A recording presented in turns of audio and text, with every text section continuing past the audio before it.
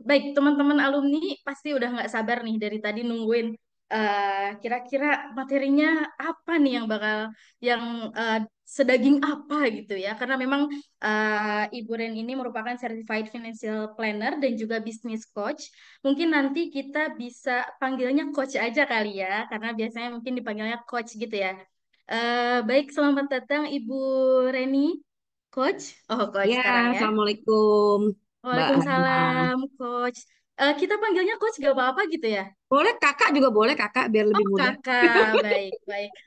Masya Allah. Iya, iya, iya. Baik, Hmm.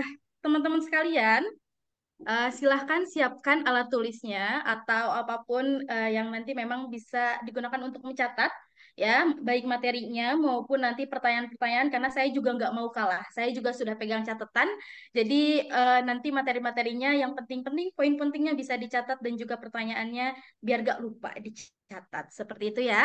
Baik, kita langsung aja masuk ke materinya. Silahkan dipersilakan kepada Kakak Reni. Waduh, Iya, Masya terima Allah. kasih Kak Halimah. Ya, kepada kakak-kakak semua tadi salam kenal juga tadi sama Kang Abdurrahman Usman ya. Jadi salam kenal. Ini luar biasa ya tadi ya. Jadi itu tadi yang disebutkan itu benar semua ya kalau buat saya 99,99%. Jadi yang kesempurnaan hanya milik Allah ya. Jadi benar benar banget. Jadi kekuatan. Jadi kalau saya sendiri juga kan ada di perencanaan keuangan syariah ya sebenarnya. Gitu ya. Jadi kekuatan apa namanya sosial muslim itu luar biasa kalau kita memang mau menguatkan gitu ya seperti dan saya percaya tadi kalau ada kooperasi yang triliunan gitu ya karena muslim kita tuh saat ini yang kedua ya terbesar di dunia dulu pertama sekarang 2024 kedua Pakistan kedua. Nah teman-teman tadi saya ini ya dengerin banget tadi apa yang kata Kang Abdurrahman ya tadi ya bahwa apa namanya ada yang akan diberikan itu rata-rata tuh akan diberikan modal gitu ya.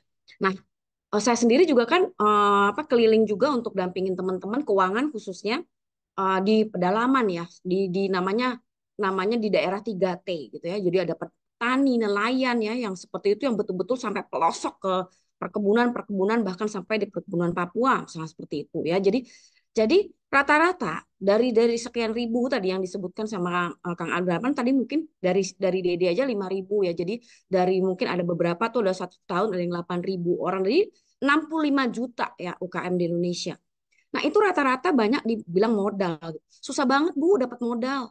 Tapi ternyata teman-teman, itulah yang perlu kita nanti ubah. Jadi kalau belajar keuangan sama saya tuh gampang banget, teman-teman. Gampang banget gitu ya. Jadi jangan susah-susah, nggak usah jadi sarjana akuntansi. Saya dulu juga bukan sarjana akuntansi. Saya dulu pedagang kaki lima, teman-teman. Pernah dagang kaki lima lebih dari 12 tahun. Gonta-ganti bisnis 14 kali. Pernah punya tadi spa. Saking saya nggak bisa spanya, akhirnya dibohongin orang. Jadi saya dulu pernah kena utang orang yang berutang saya yang bayar gitu ya sampai jadi dagang kaki lima dan itu kita lakukan. Nah, pertama kali susah banget dapat modal. Ternyata kalau kita rapi keuangannya itu gampang dapat modal tadi. Jadi UMKM di Indonesia itu khususnya itu banyak sekali yang mau nolong. Banyak. Cuman UKM-nya ini yang belum siap gitu. Belum siap apanya? Belum siap catatannya, belum rapi, terus belum stabil cash flow-nya. Nanti kalau diberikan uang namanya itu juga kan namanya dana bergulir ya, dana orang. Supaya dana itu kita menjadi muzaki, kemudian dana itu dikembalikan, kemudian kita bantu yang lain. Tapi kalau kita nanti nggak muter usahanya gitu ya, jangan akhirnya kita nggak bisa bantu yang lain lagi. Nah inilah makanya perlu kalau teman-teman itu nanti catatannya udah bagus, nggak perlu canggih-canggih teman-teman. Sekarang apalagi udah banyak yang sudah banyak aplikasi yang gampang, tinggal masuk-masukin udah keluar. Tapi yang penting teman-teman, jadi bukan hanya aksinya nanti kita nyata keuangan. Tapi kalau saya mendampingi keuangan, itu 95% nanti pertama kali teman-teman uang itu ada di kepala. Bagaimana teman-teman itu nanti yang udah dapat duit itu dikelola dengan baik melalui mindset yang benar. Belajar keuangan sama saya, nomor satu adalah belajar bahasa Indonesia lagi. Belajar menata otak dengan kata-kata yang benar tentang uang. Ini kadang-kadang begini nih Kak Halimah dan juga Kak Apri dan lain-lain ya. Jadi kita itu berbisnis itu kan ujung-ujungnya mau dapat uang. Ujung-ujungnya duit gitu ya. Tapi kadang-kadang kita sendiri tidak berperilaku baik atau tidak berpikiran baik terhadap uang. Contoh, antar uang susah banget ya dapetnya. Nah, kita awal-awal udah persepsi buruk gitu sama si uang itu sendiri gitu. Ntar susah nih kadang. Aduh, duit susah banget sih hari gini gitu. Padahal uang udah mau masuk nih ke kita, tiba-tiba dia bilang gitu. Ah, jadi uang itu nggak suka sama kita. Itu secara frekuensi. Teman-teman, saya mendalami ilmu ini. Waktu itu saya sekolah S1, S2. Kalau teman-teman lihat S2, S3 saya, itu semua dulu nggak ada duit, teman-teman. Saya belajar S2 itu dengan memohon-mohon karena waktu itu cuma punya duit 100.000 untuk beli inian apa namanya formulir masuk, dan saya masih masih jadi dagang kaki lima saat itu dari bazar ke bazar. Jadi kalau melihat S2 S3 saya itu kesana saya banyak duit, enggak. Jadi semuanya itu dari berdagang waktu itu. Tapi kemudian saya kelola dengan baik sampai akhirnya saya berkomitmen untuk bisa nyicil. Nah, itu dia. Dan kemudian mencari pemasaran yang lebih baik. Nah, itu dia caranya akhirnya lulus, tebus lah tuh ijazah. Kira-kira seperti itu, teman-teman. Nah, sekarang amanah saya ilmu adalah mengajak teman-teman semua, karena tadi takdir sukses itu udah ada di kita semua. Setiap orang yang lahir ke dunia ini dari ribuan sperma yang bertemu dengan ovum, kita adalah orang sukses itu dulu nih. Takdir kita udah lebih dari 50% udah sukses dulu. Itu dulu. Nah, jadi tinggal bagaimana kita mengelola kesuksesan itu agar sustain, agar berkelanjutan suksesnya. Nggak cuma pas habis lahir doang, tapi bagaimana kita sukses sampai kita meninggal dunia, bahkan di akhirat itu kita sukses, mencapai falah, gitu ya, mencapai kesejahteraan dunia akhirat, gitu, nggak cuma di dunia. Nah, itu dia tugas kita. Kemudian tadi benar, ketika kita punya duit berapapun itu, ya, kemudian kita punya keuntungan berapapun itu, zakat itu nomor satu. Saya ngerasain, zakat kita dari keuntungan, boleh dari keuntungan, boleh omset. Oh, oke, dari keuntungan juga boleh. Seberapapun, 10.000 keuntungan hari ini, teman-teman zakat 2,5% dari 10.000. Coba lakukan itu, maka itu mengalir dengan sangat deras. Insya Allah. Betul itu. Jadi jangan pikirkan bahwa udah banyak dulu baru zakat. Nggak usah, berapapun keuntungan yang didapat hari ini langsung keluarkan 2,5%. Saya sampai sekarang sampai takut, udah masuk nih 10.000 masuk Indonesia. Kenapa? Karena itu adalah aliran yang saya buka gitu ya, apa namanya, kali-kali apa namanya, saluran-saluran air yang perlu kita buka untuk dia berputar. Nah, itu teman-teman lakukan itu ya. Jadi ini yang pertama saya akan lakukan, saya akan langsung buka aja ya teman-teman, insya Allah dalam 45 menit ke depan. Eh, ini aja. Nanti ini boleh kok PDF-nya nanti teman-teman dikasih ya. Selama kalau teman-teman mau share, teman-teman nanti yang penting kasih tahu sumbernya siapa. Jadi sama saya boleh. Nanti dikasih ini boleh PDF-nya. Tapi selama teman-teman cuma lihat PDF-nya doang nggak bakalan paham. Ingat ya teman-teman bahwa bisnis itu atau keuangan itu nggak ada teorinya. Teman-teman mau belajar 10 kali, mau belajar 100 kali.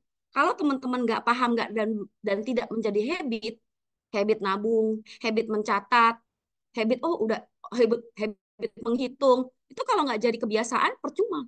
Mau dikasih slide sebanyak apapun, secanggih apapun, aplikasi secanggih apapun, karena kita nggak biasa melakukannya, maka itu tidak akan menjadi habit. Jadi bisnis dan keuangan itu itu adalah sebuah habit.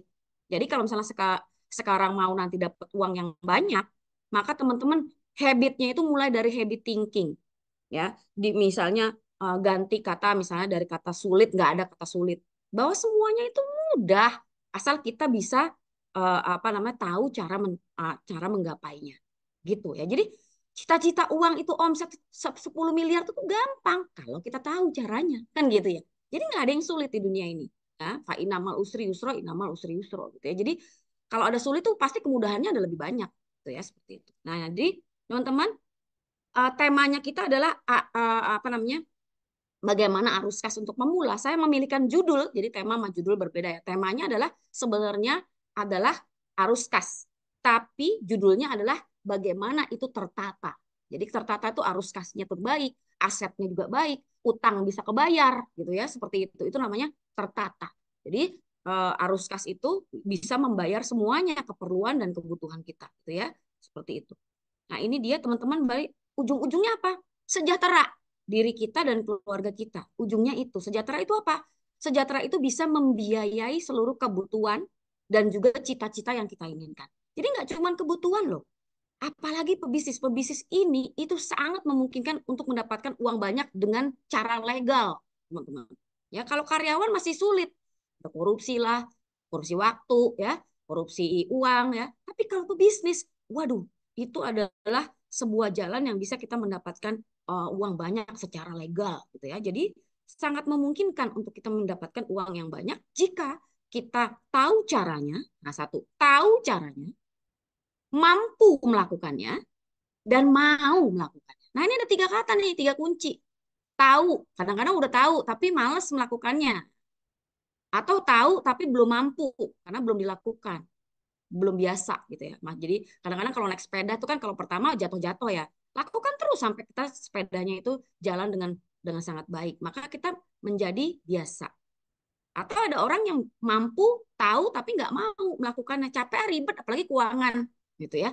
Ya kalau ujung-ujungnya uang, tapi kita nggak ngelola uang ya, ya kita juga nggak bakalan bisa didekatin uang seperti itu. Ya itu pola pikir ya yang perlu kita ubah.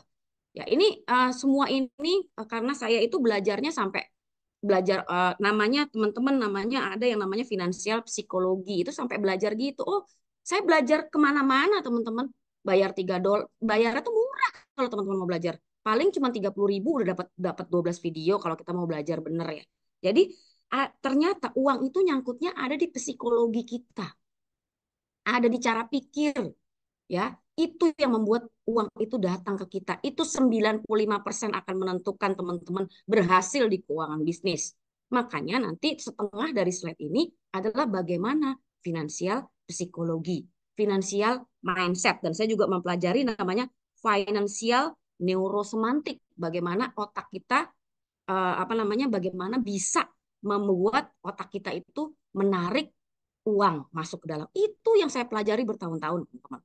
Dari yang dulunya saya kena utang banyak sampai miliaran, orang lain yang berbuat utang, akhirnya itulah yang saya kemudian sekarang sudah bisa membayar utang itu dan kemudian punya aset lagi.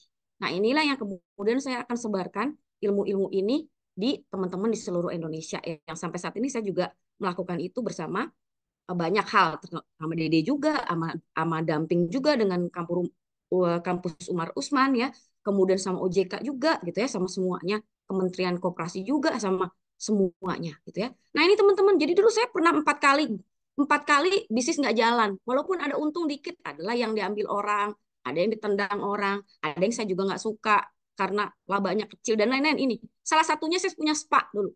Spaknya kerjasama sama orang karena saya nggak bisa, akhirnya saya dikemplang orang. Nah, kira-kira seperti itu. Udah bayar royalti dan lain-lain ternyata ditinggal. Nah, ini teman-teman. Nah, ini saya pernah kena penyakit gara-gara apa? Gara-gara keuangan saya dibohongin sama orang.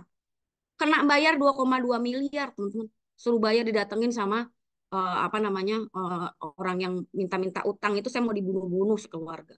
Karena orang yang berbuat utang. Ya, itu ya hati-hati ya. Data kita dipinjam itu dari dulu saya nggak kena ya. Nah, itu karena ketidaktahuan dalam mengatur keuangan ya gitu. Nah, ini karena saya itu dulu sampai dikejar-kejar utang ya, kemudian jadi pedagang kaki lima, berdarah-darah teman-teman dan kemudian akhirnya belajar bagaimana caranya keluar dari hal-hal tersebut dan alhamdulillah diberikan kemampuan ataupun amanah sama Allah untuk bisa keluar dan amanah saya adalah sharing, maka saya memperdalam lagi ilmu supaya lebih bagus lagi teman-teman jangan seperti saya dulu ya, kira-kira seperti itu. Dan sekarang ini yang saya lakukan ada risetnya dan lain-lain, maka saya akan belajar mengajarkan ini teman-teman. Ini hari ini adalah keuangan dasar.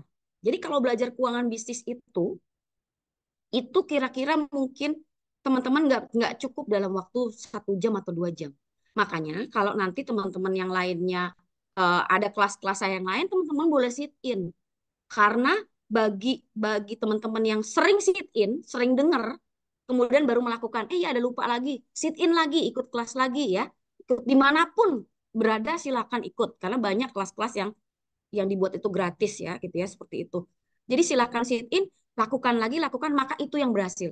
Banyak klien-klien kita yang berhasil dari minus 200 juta sekarang udah omsetnya 3 miliar, udah punya 2 ruko. Itu ada yang teman saya di Pacitan ya, itu dari damping dari teman-teman di kampus Umar Usman itu banyak yang seperti itu. Dengan cara apa? Mengubah pola pikir teman-teman. Paling banyak adalah mengubah pola pikir dan itu berhasil luar biasa. Jadi ini ya, nanti kita akan belajar ya gimana caranya. Gampang, keuangan itu gampang. Mau dapetin uang banyak itu mudah. Saya juga belajar ini dan saya praktek dulu sebelum saya ngajarin. Jadi kalau dokter dokter itu juga tahu bahwa obatnya itu bagus atau enggak, kita minum dulu gitu ya vitaminnya seperti itu. Nah, ini tadi saya tidak mengajarkan akuntansi keuangan, ingat teman-teman. Ya, karena akuntansi teman-teman bisa pakai aplikasi dan banyak yang free sekarang, tinggal masukin. Ya, saya ngajarin namanya perencanaan keuangan. Jadi uang itu direncanain datangnya, direncanain bagaimana dia datang nggak keluar mulu gitu ya. Kadang-kadang habis masuk keluarnya cepet banget gitu ya. Nah, gimana merencanakan agar nih uang datangnya banyak? Terus dia stay di rekening kita tuh diem gitu loh, jangan keluar melulu gitu ya. Terus bagaimana merencanakan agar uang itu nggak berlebihan keluarnya? Nah, seperti itu.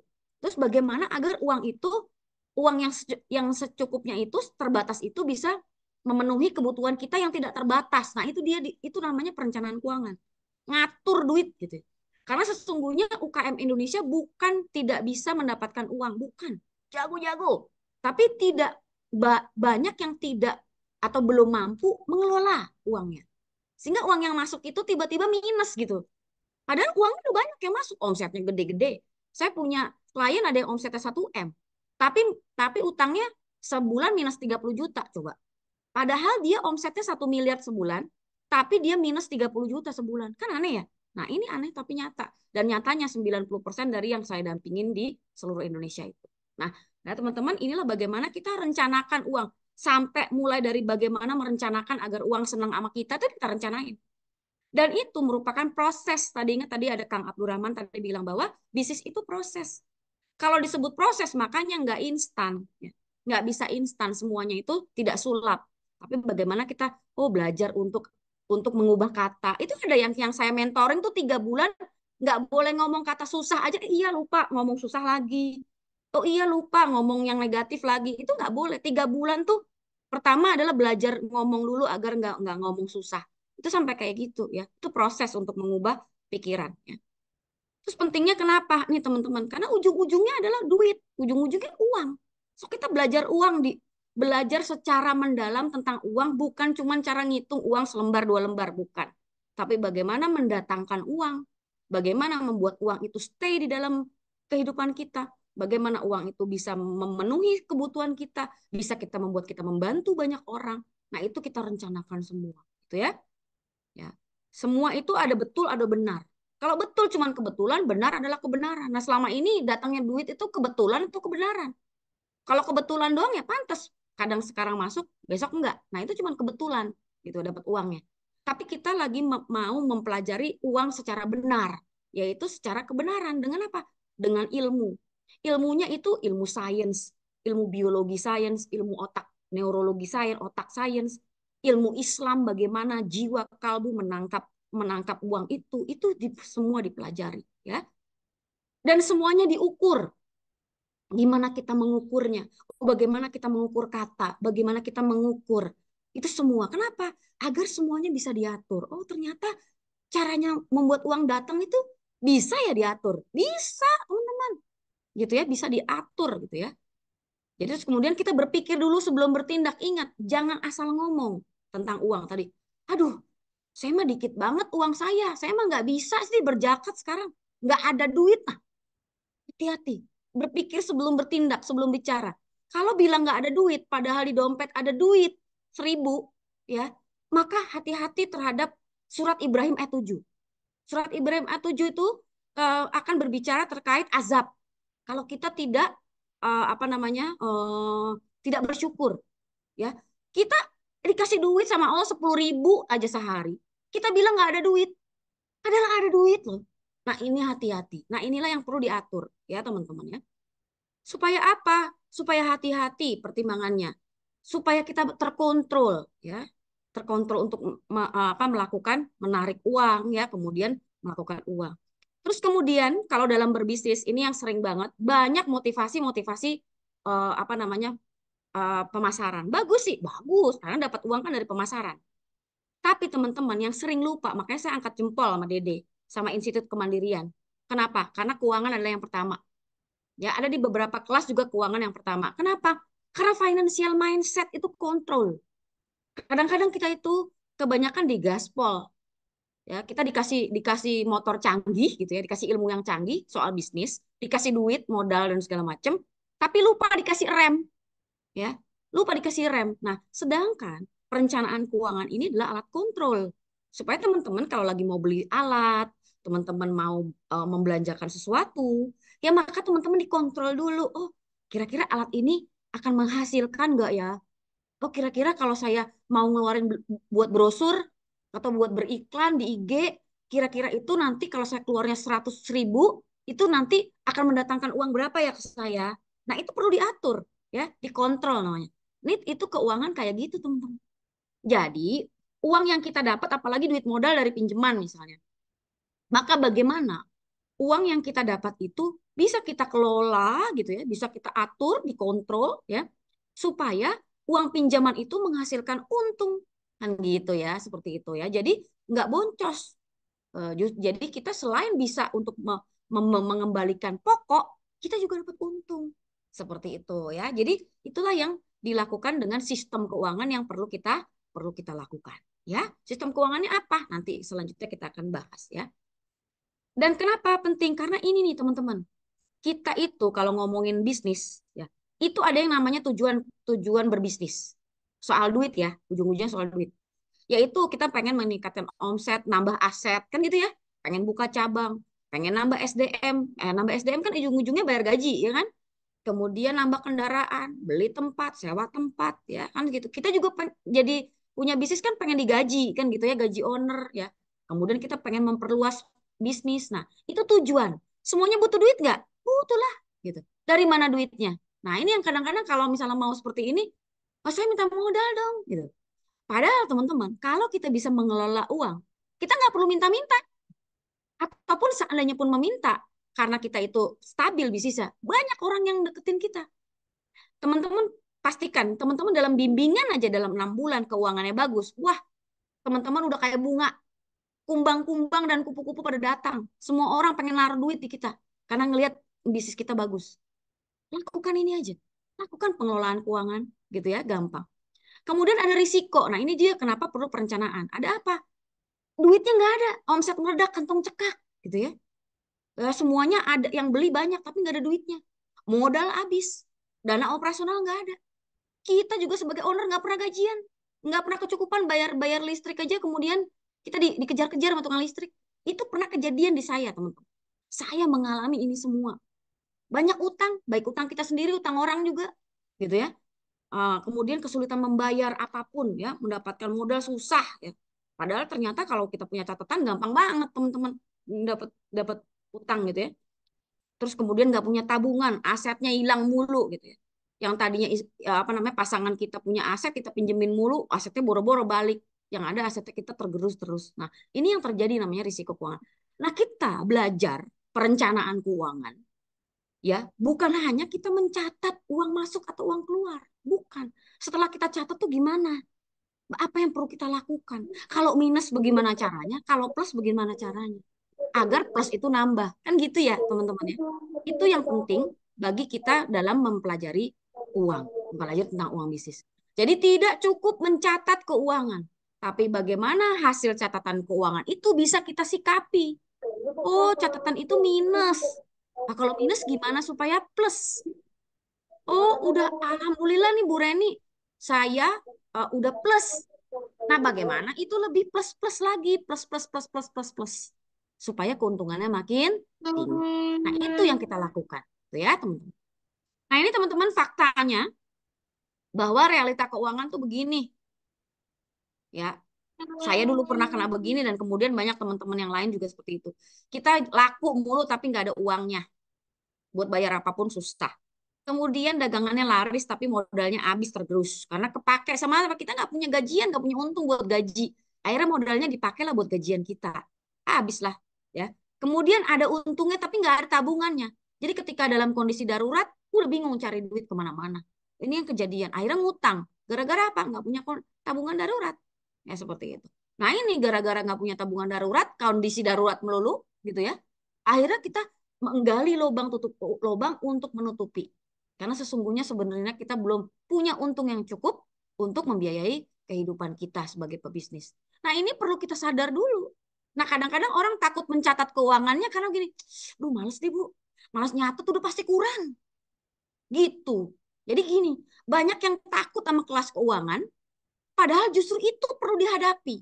Teman-teman, kita perlu berani menjadi seorang pebisnis. Berani apa? Berani ngadepin catatan kita sendiri. Kadang-kadang nih kita takut berani sama preman tapi takut sama catatan keuangan. Nah, itu takut banget gitu ya. Jangan gitu ya. Sekarang coba kita hadapi menjadi orang yang gentle sebagai pebisnis, hadapin. Mau hasilnya bagaimana nggak apa-apa dulu, terima dulu kondisinya. Baru kemudian oh oke. Bu, kalau minus gimana caranya ya, Bu? Nah, baru habis itu kita hitung-hitungan, teman-teman ya. Jadi tapi yang penting teman-teman berani dulu menghadapi dan dan menyadari bahwa kita dalam kondisi keuangan yang seperti apa. Ya, seperti itu. Nah, rata-rata hampir 50% itu karena keuangan. Semua bisnis pemula itu rata-rata 50% itu karena keuangan. Dan rata-rata keuangan itu dari bocor kecil-kecil. Nah, ini dia. Kayak kapal itu bocornya kecil tapi banyak gitu ya. Sehingga dia tanpa sadar makin lama tuh kapal jalan tapi dia makin karam. Ini nih kondisinya. Ini semua berdasarkan penelitian ya teman-teman. Jadi nggak asal omon-omon gitu ya. Seperti itu ya. So teman-teman kita akan belajar gimana caranya agar ini tidak terjadi. Ya. Jadi justru bagus di awal dapat ini gitu ya. Mumpung uangnya masih sedikit karena besok lihat tuh dalam 3 bulan ke depan teman-teman dapat duit banjir gitu ya. Supaya teman-teman ketika duitnya banjir ya datang ya, maka teman-teman siap untuk mencatat agar lebih banjir lagi. Supaya apa? Supaya kita bisa tadi zakatnya kita tuh bisa menghidupi atau bisa membuat manfaat bagi banyak orang lagi gitu ya. Seperti itu. So, teman-teman, apapun yang teman-teman sudah dapat, yuk kita sama-sama, yuk kita siapin gelas gitu ya kosong supaya kita bisa masukin karena akan ini yang saya bilang bahwa keuangan sama saya tuh gampang tapi satu syaratnya otak kita mesti kosong dulu gitu ya karena yang paling banyak ada yang diobok-obok adalah otaknya gitu ya seperti itu.